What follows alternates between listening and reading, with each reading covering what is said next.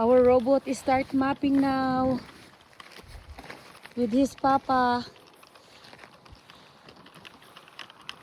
Nagmamapping na guys yung robot namin. Dahil tamad na kami mag lawn mower ng manual. Kaya pumili kami ng motion robot. Tapos nagmamapping na yung asawa ko through phone.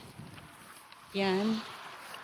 Para next time yung robot na lang ang alam niya kung saan siya tatakbo. At saan siya maglo-loan. Ayan guys, nakakatuwa. At least hindi na kami magmamanual. Siya na magtatrabaho kasi malaki itong farm namin na ilo-loan ng robot na yan. Hanggang doon.